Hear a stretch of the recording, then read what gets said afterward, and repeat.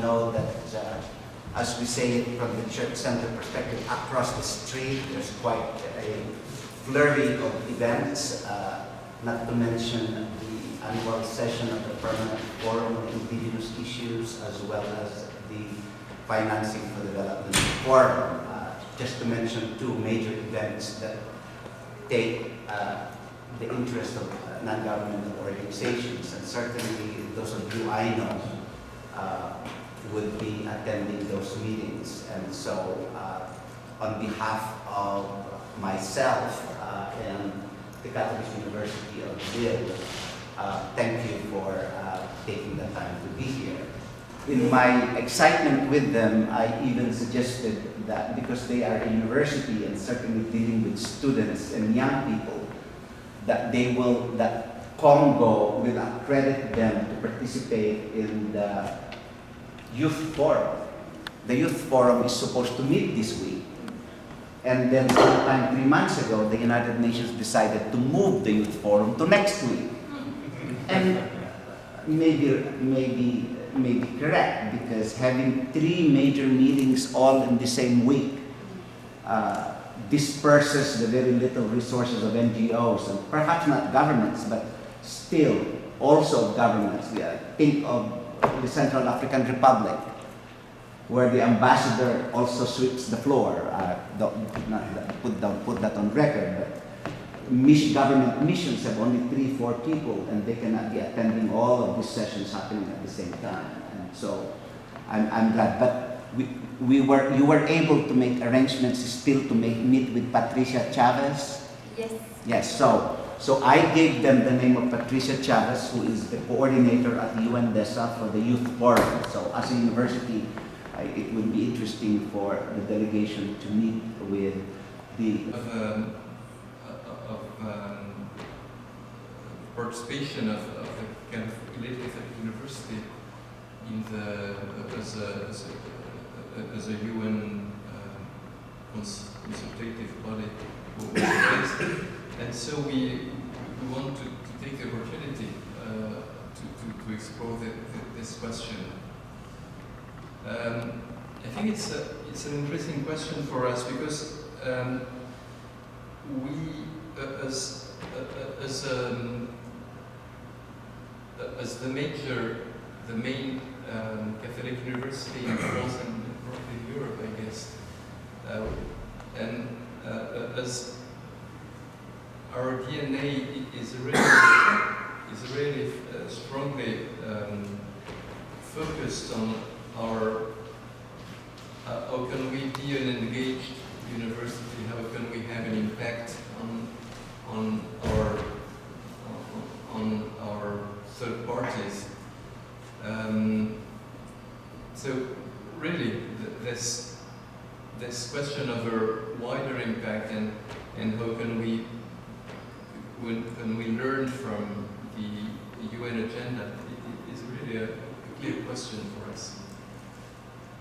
To make a brief description of the Lille Catholic Universities, we have been founded by Christian businessmen and the Catholic Church around 150 years ago. And since then, I think this relation with companies, with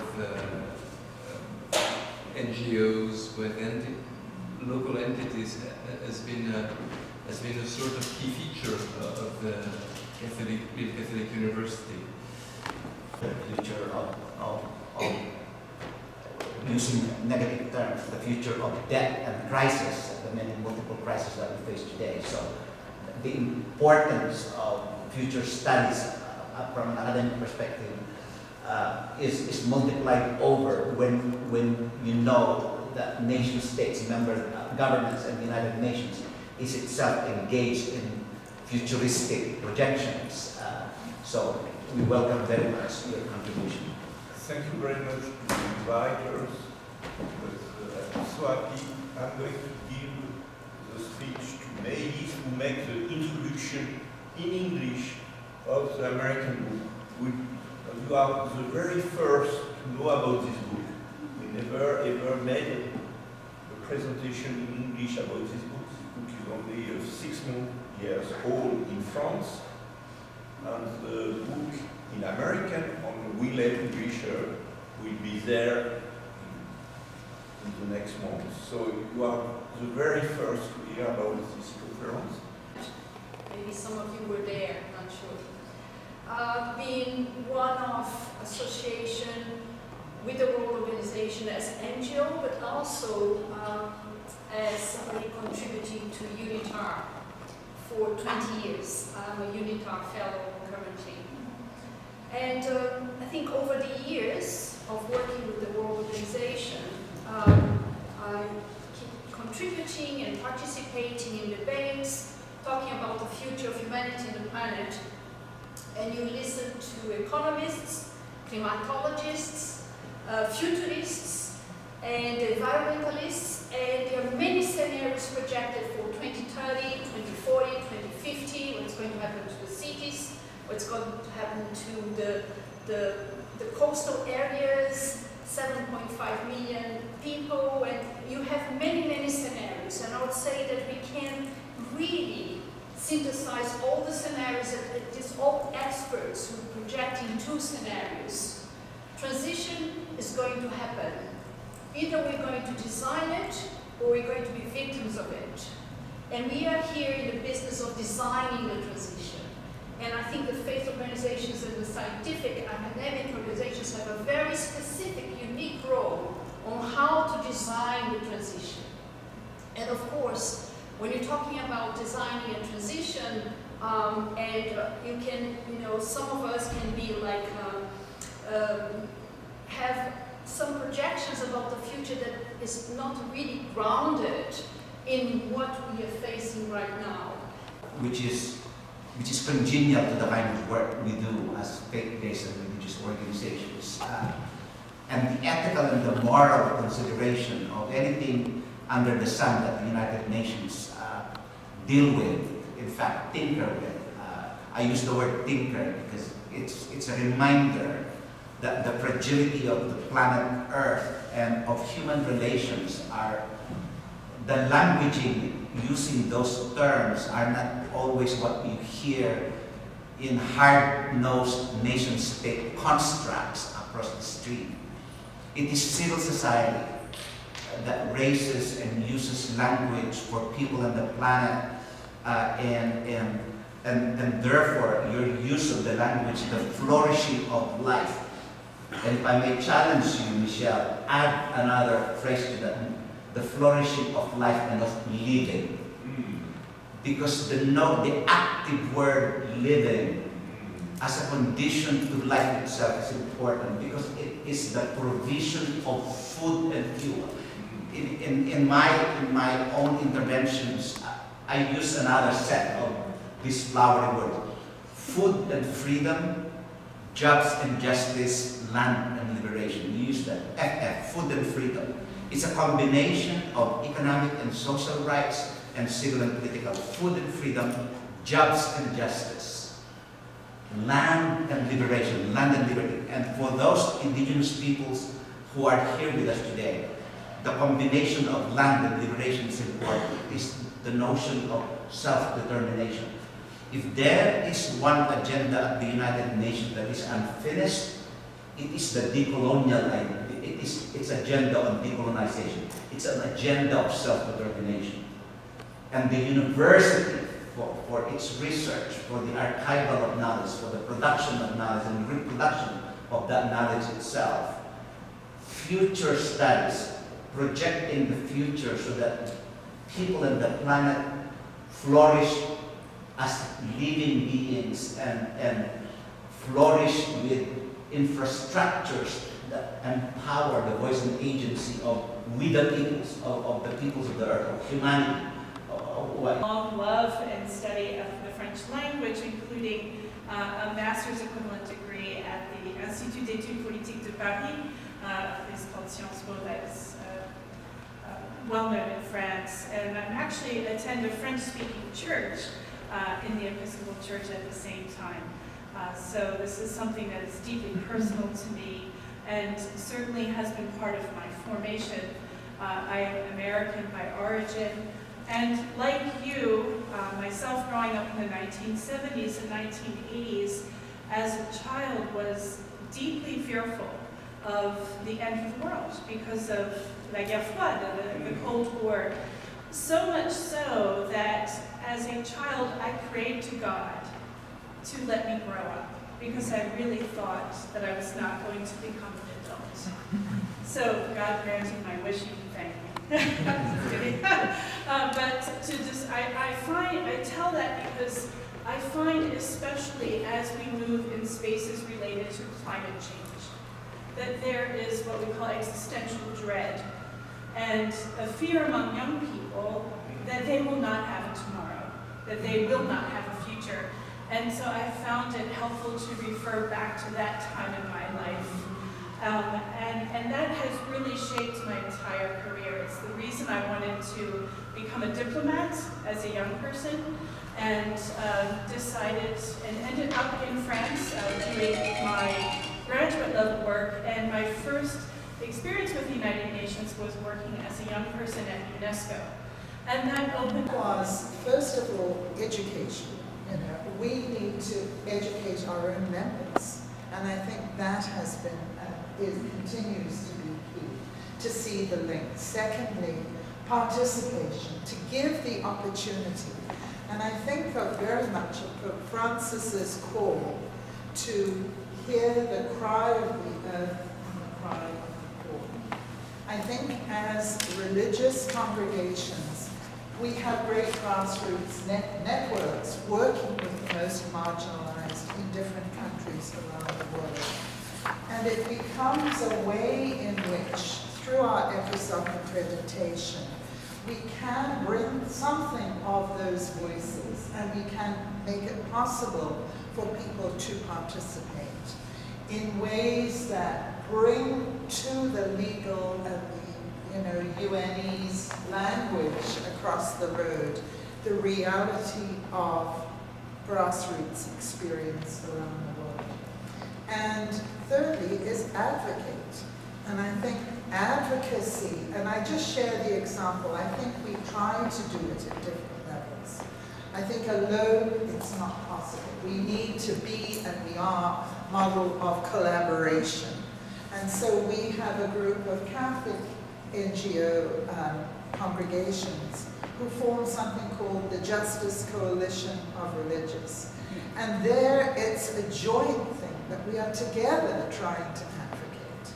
That's still within the Catholic Church. But then, like Linnea and I belong to a group of Kringo and the Climate Working Group. And we know each other through King Kringo as well. So that's very important, the interfaith dimension of our work and the ecumenical aspect among other Christian groups. And I just share the example of, I had the privilege of being present at the Biodiversity Conference in Montreal. That was just one.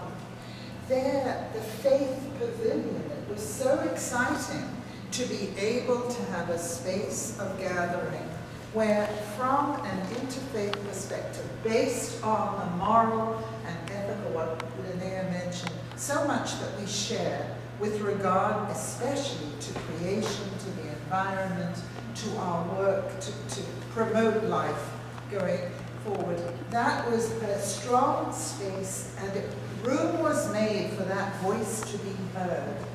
And a statement was presented, launched, that was signed by numerous groups around the world.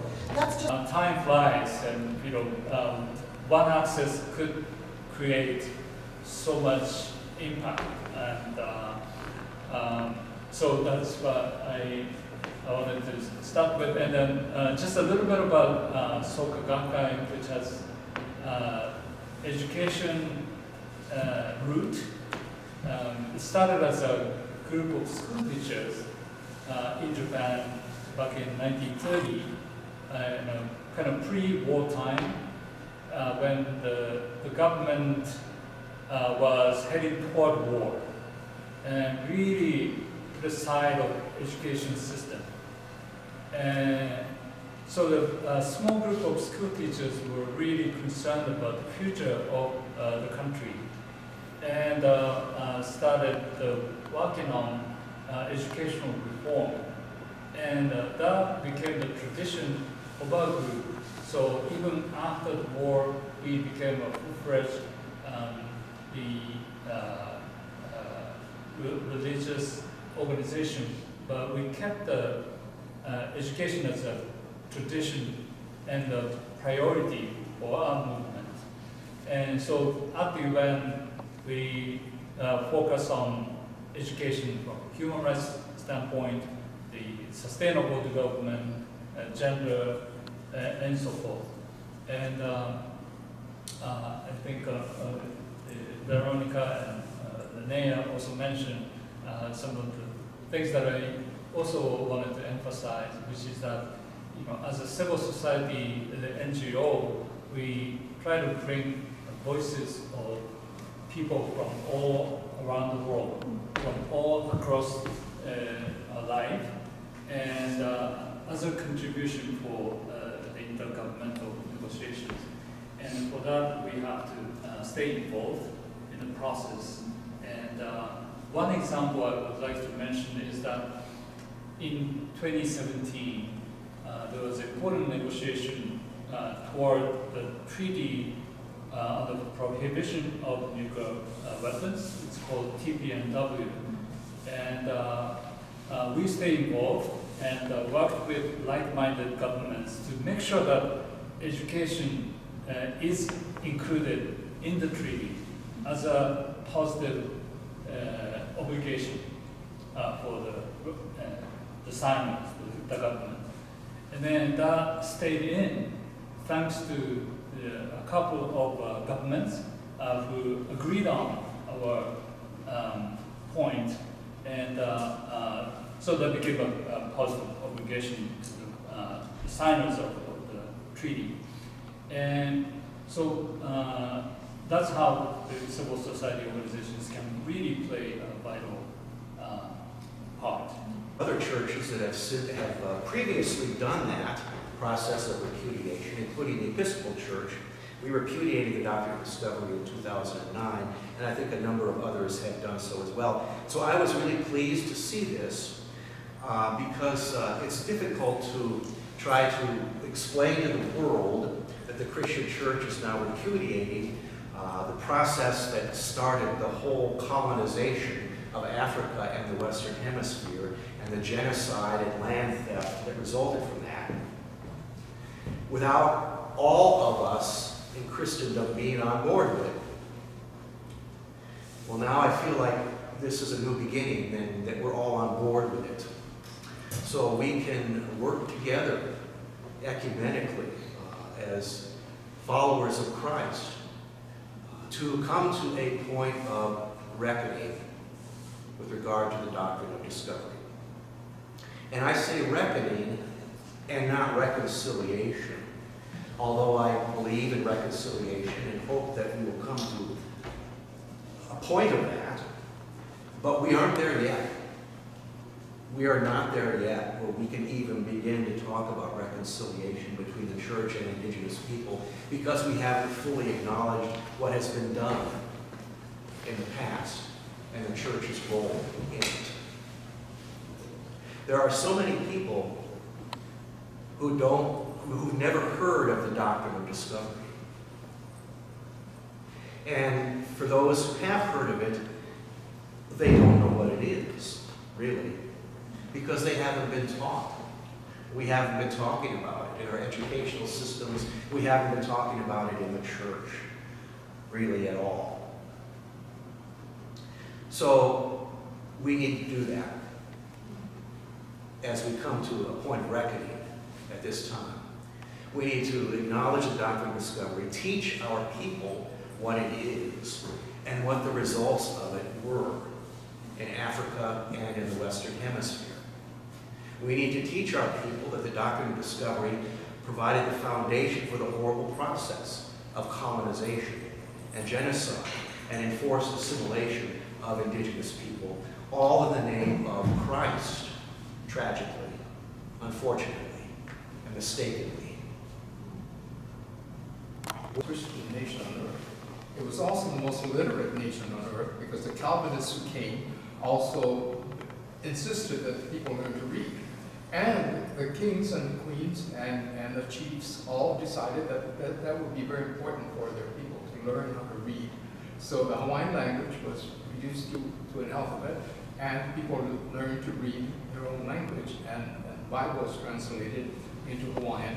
So literally every household, almost to a person, could read the Bible, and actually had read the Bible. And so it became a very profoundly Christian nation. And in 1839, the king, in 1825, he decided to actually call his nation a Christian nation and dedicated his nation to the Lord.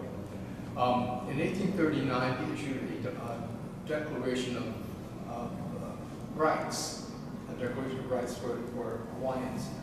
And in it, it's kind of similar to the Declaration of Independence, except it was quite Hawaiian in its concept, in its philosophical content.